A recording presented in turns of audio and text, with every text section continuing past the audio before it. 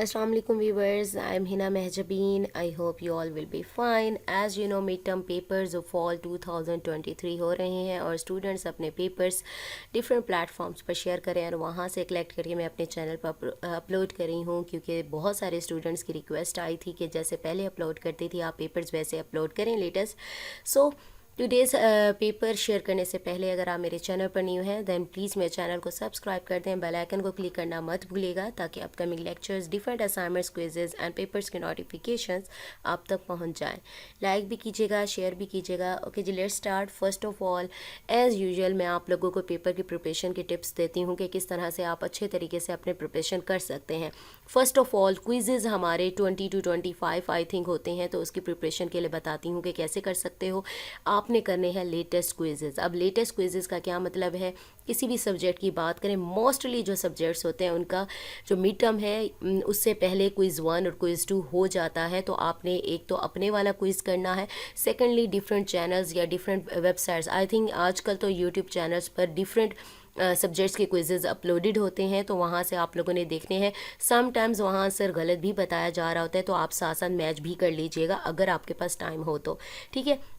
तो यानी आपके पास बहुत सारी कलेक्शन हो जाएगी क्विज़ेज़ की, तो आपके ज़्यादातर क्विज़ेज़ जो एग्ज़ाम में आने वाले हैं वो सेम ही हो जाते हैं, ठीक है। क्विज़ की प्रिपरेशन हो गई।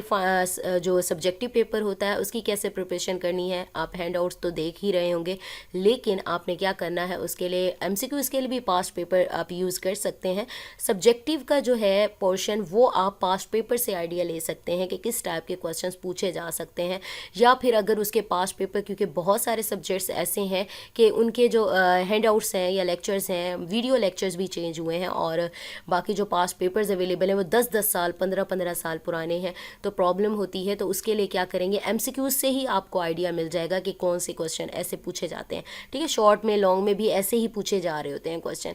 तो सब्जेक्टिव के लिए आप लोग कर सकते हैं किसे आइडिया ले सकते हैं, पास्ट पेपर से आइडिया हो जाएगा कैसे क्वेश्चन आते हैं। और याद रखिएगा कंप्लीटली डिपेंड नहीं करना पास्ट पेपर पर, क्योंकि बहुत सारे स्टूडेंट्स पास्ट पेपर पर डिपेंडेंट होते हैं और फिर पेपर एवे एवे एवे हो जाता है, ठीक है।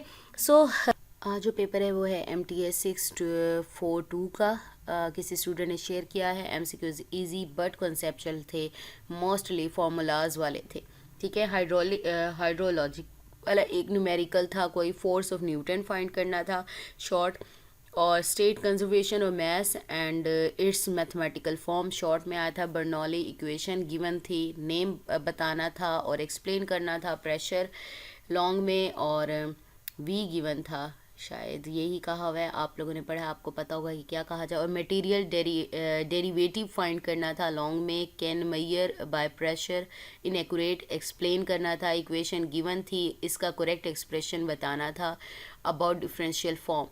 तो ये पेपर था, ये सेट नंबर 1 है। और भी पेपर्स आते हैं, मैं आप लोगों के साथ शेयर कर दूंगी। सो मुझे अपनी दुआ में याद रखिएगा, अपना ख्याल रखिएगा। टेक केयर, अल्लाह हाफिज़।